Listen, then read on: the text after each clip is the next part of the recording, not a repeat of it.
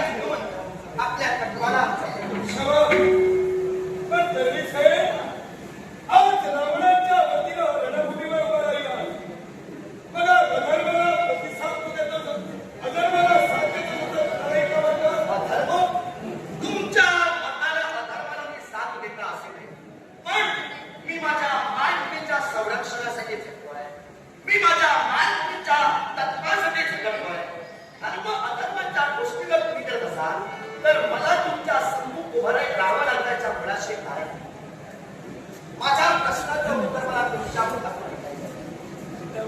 लंका किंवा तुमची तावलं पडली होती सीतामाईच्या शेतासाठी. मग लंका किंवा ज्यावेळी तुम्ही आलात ती वेळ कुठली होती? लंका ज्यावेळी प्रथमतः आम्ही आलो ती वेळ म्हणजे रात्रीची वेळ होती. रात्रीच्या वेळी जर तुमची तावलं पडली होती तर रात्रीच्या वेळी वृक्ष हे निद्रा घेत असतात. वृक्ष निद्रासन्न अवस्थेत असतात. मग निद्रासन्न अवस्थेत असणारे वृक्ष हे वृक्ष गदा हलवून त्यांचे फळं फुलं पाने फांद्या वगैरे तोडून अशोक वाटिके जो काही हल्लकल्लोळ तुम्ही माजवला होता तो काही क्रमाचा होता. प्रश्न रास्त उपस्थित केला. रात्रीच्या वेळी आम्ही आलो, वृक्ष निद्रस्त असताना त्यांना गदगदा हलविलं आणि त्यांच्यावर तरी फळं भूमीवर पडली. आम्ही लढतो, पण याला एक कारण होतं. 100 योजने लांबच्या समुद्रावर उड्डाण करून आईचा शोध घेण्यासाठी या लंकेपर्यंत आम्ही आलो. आईची भेटही घडली, पण त्याच वेळी आमचा जीव भुकेला फासावीसा झाला होता. स्वतःची भूक शांत करावी आणि स्वतःचा अंतरात्मा तृप्त करावा म्हणून अशोक वाटिकेत आम्ही प्रवेश केला. पण रात्रीच्या वेळी वृक्ष निद्रिस्त असताना आम्हालाही नेत होतं आणि निद्रिस्त वृक्ष असताना त्याला लागणारी फळं तोडू नये हे आम्हालाही कळतं. म्हणूनच त्या वृक्षांना गदगदा हलवून आम्ही त्यांना जागृती देतो. दुसऱ्याच्या अधिकार क्षेत्रात एकतर रात्रीच्या वेळी तुम्ही हस्तक्षेप केला. दुसऱ्याच्या अधिकार क्षेत्रात पाऊल टाकत असताना ज्याचा अधिकार क्षेत्र ते आहे त्याची अनुमती घ्यायची असते. तुम्ही रात्रीच्या वेळी आला, अशोक वाटिकेची खऱ्या अर्थानं दाणादाण होऊन तुम्ही अशोक वाटिकेचे वृक्ष उभारले होते त्यांची तुम्ही खऱ्या अर्थानं त्या वृक्षांची तोडफोड केला. मग मला सांगा, अशोक वाटिकेत तुमची जी पावलं पडली होती ती कोणत्या उद्देशाने पडली होती? भुकेचं शांतवन करण्याच्या हेतूनं. आणि काय कारण? आणि कारण कोणतं असेल तर ज्या लंकेत आम्ही प्रवेश केला त्यात लंकावासियांना आम्ही किती बलाढ्य किती शक्तिशाली आहोत याची सुद्धा प्रचिती दाखवायची होती. तुमची प्रचिती दाखवण्यासाठी तुम्ही आला गोष्ट मानलं, पण झालं काय? त्यावेळी आमच्या वीरांनी तुम्हाला प्रतिकार दिला. मेघनाथाने तुम्हाला पकडलं आणि लंकेच्या प्रासादात तुम्हाला हजर केलं.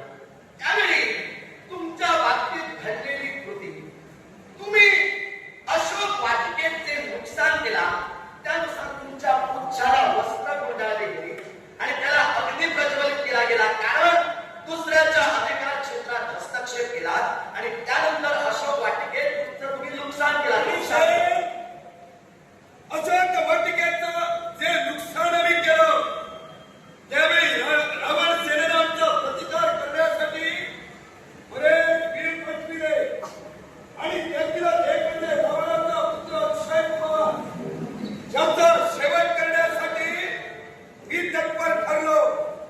पण ज्यावेळी मेघनाथ आमच्या समोर उभा राहिला, दोघांचाही संघर्ष सुरू झाला. त्याच वेळी ब्रह्मास्त्राचा वापर त्यानं माझ्यावर केला. ब्रह्मदेवाचा अपमान होऊ नये म्हणून आम्ही स्वतःला बंदिस्त करून घेतलं आणि त्यानंतर लंकेच्या प्रासादी तुम्ही हजर झाला. बरोबर. तुमच्या पुच्छाला वस्त्र गुंडाळली गेली, तुमच्या पुच्छाला अग्नी प्रज्वलित केला गेला. मग हे जे कृत्य होतं ते तुम्ही जे कृत्य केला त्याचं शासन म्हणून तुम्हाला केलं होतं. मग लंका द्वीपातील प्रजाजनांनी तुमचा काय अपराध केला होता म्हणून सारी लंका तुम्ही जाळण्यासाठी तत्पर ठरला. माझ्या पुच्छाला अग्नी लावावी आणि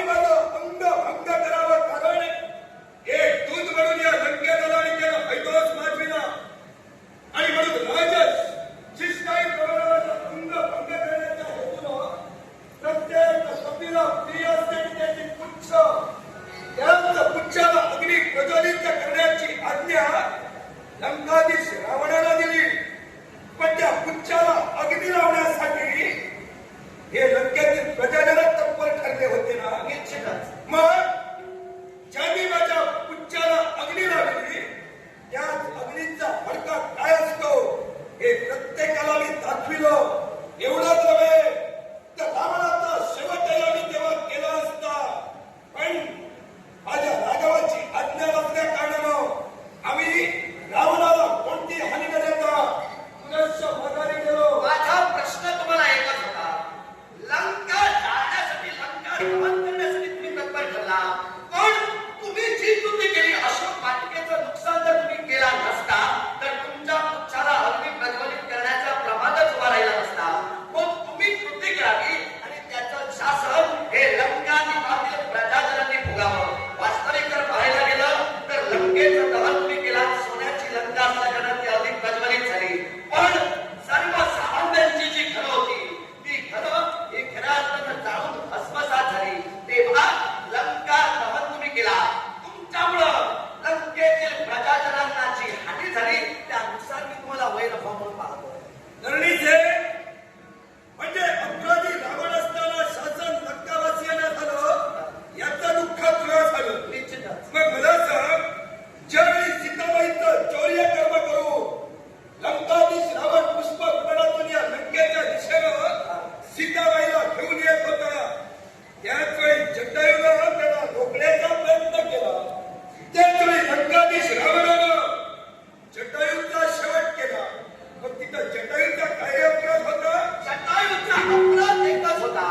कारण जटायूचं मरण हे जटायूनं आपल्या तोंडानं रावणांना सांगितलं होतं. आज त्याचा अपराध आणि हेच त्याच्या मृत्यूचं कारण. मैत्री जोडली होती. नियमबद्धतेला शत्रू वादावा, युद्धाचा हा नियम आहे आणि त्यानुसार लंकाधीश रावण नाही कित्येक योद्धे यादी चाललेले आहेत. सोमेश्वर राजकर्त्यांच्या वंशजांना ज्यावेळी रामाचेही वंशज आणि खऱ्या अर्थानं या रावणाचेही वंशज सहाय्य करत होते त्यावेळी सुद्धा कपटेनं शत्रू वादावा या मैदानात सगळे योद्धे चालले होते. म्हणजे धरणीचे युद्धाला जो समोर उभा राहतो त्याचा शेवट करत असताना किंवा त्याला हानीत पोचवत असताना कोणत्याही गोष्टीचा विचार केला जात नाही. पण तो तुम्ही जो प्रमाण भरला तो युद्धाचा यालाही होता. कारण होतं. युद्धाचा होता का? यालाही कारण होतं, कारण युद्ध करण्यासाठी वेगळा समय हेच लंकेतील सेना आली होती.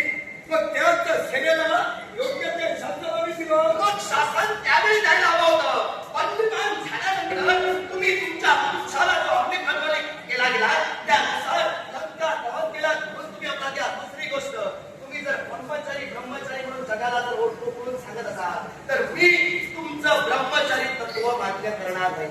याच्यामध्ये आम्ही या विश्वाच्या ठिकाणी बालब्रह्मचारी आहोत हे सर्व विश्व मान्य करते, पण तुम्ही मान्य करणार नाही करणार. कारण काय? त्याच्या मुळाशी कारण सूर्यकन्येशी तुमचा विवाह झाला की नाही?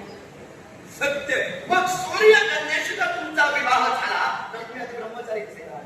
आम्ही सूर्यकन्या स्वर्चला हिच्याशी लग्न केलं हे तरी आपल्याला ज्ञात आहे. त्या विश्वाच्या पाठीवर विद्याभ्यास शिकण्यासाठी सूर्य देवतेला तुम्ही गुरु मानला आणि सूर्य देवतेपर्यंत विद्याभ्यास तुम्ही शिकत होता.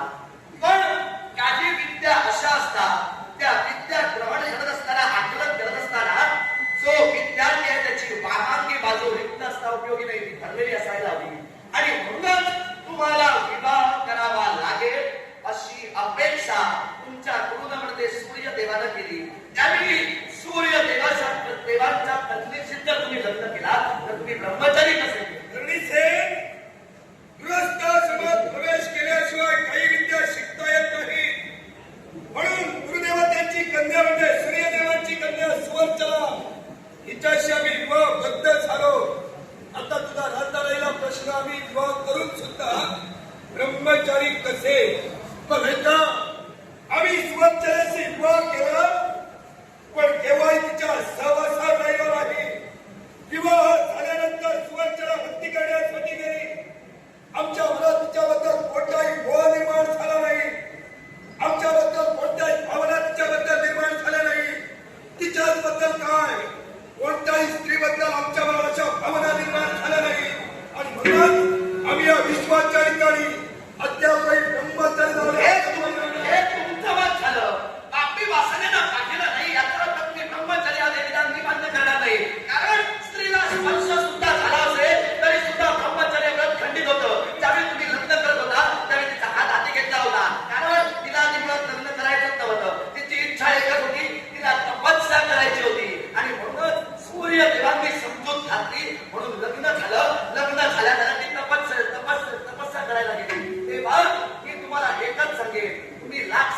धर्माचे पण तुमचा धर्म तर्मिसेन मान्य करणार नाही. धरणीचे एखाद्याची गोष्ट मान्य करणं न करणं प्रत्येकाच्या बुद्धिमत्तेवर ठरलं जातं.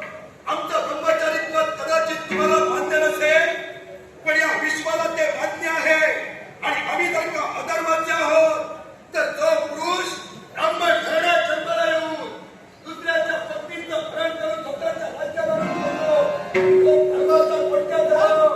आणि तुम्ही जर का धर्माचे आहात तर त्याच्या बाजूला का म्हणून उभे आहात? मग एक पुरुष दुसऱ्याच्या घरातील स्त्रीचं चांगलं कर्म करतो तो जर धर्माचा नाही, तर एक क्षत्रिय दुसऱ्याच्या कुलातील स्त्रीचे नाकात टाकतो तो सुद्धा धर्माचा नाही. त्यानं जे केलं ते प्राप्त परिस्थितीला अनुसरून त्याने केलं केलं. ते सुद्धा प्राप्त परिस्थितीला अनुसरूनच केलं. प्राप्त परिस्थितीला अनुसरून जर का लंकाधीश रावणाने सीताबाईंचं चौर्य कर्म केलं, करा संघर्ष होता तो राघवाचा आणि रावणाचा संघर्ष होता. मग असं असताना आज 99,000 वर्ष 99 पुत्रांनी मारले गेले तरी का म्हणून रावण माझ्या राघवा समोर आला नाही? याला कारण आहे. कारण रावण जरी राघवांसमोर आले नसते तर त्यांचे अजूनही वीर शिल्लक आहे. प्रत्येक विनाला चित करा, प्रत्येक विनावर मात करा आणि त्यानंतर रावणापर्यंत पोहोचा आणि त्यानंतर तुमच्या विजयाचा सोहळा घातला. मग मी तर असं म्हणतोय, रावणाला स्वतःचा मृत्यू समजलाय, पण स्वतः मरण्यापूर्वी साऱ्यांना पोचवायला ते उठले आहे. रावणाचा स्वतःचा मृत्यू समजला असं तुम्ही दोन मोकळे झाला. कदाचित समजला असेलही, कारण मी सुद्धा रामभक्त आहे. मी सुद्धा रामभक्ती करतोय. आता तुम्ही सांगितलं जर रावणाचा आपला मृत्यू समजला असेल तर याचं कारणही मी तुम्हाला पुढे सांगतो. विश्वाच्या पाठीवर ब्रह्मदेवांच्या कुशीकुलात पौलस्की ऋषी जन्माला आले. त्यांच्या कुशीकुलात विष्णवा आणि त्यांच्या कुशीकुलात रावणाने जन्म घेतला. पण तुमच्या कुलाचा जर विचार केला तर अनरण्य राजांचा छळ हा लंकाधीश रावणाने केला होता.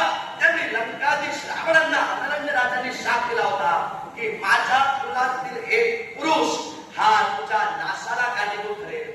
एवढे सगळे मर्द आहेत, त्यावर रावणांना समजलेला आहे आपला विनाश काळ जवळ आलेला आहे. पण तरी सुद्धा लंकेच्या अधिपतीचं संरक्षण करणं हे तरुणी सेनांचं प्रीत आहे. ही जोपासना. संरक्षण तुम्ही करता. तू तर त्यांच्या गावी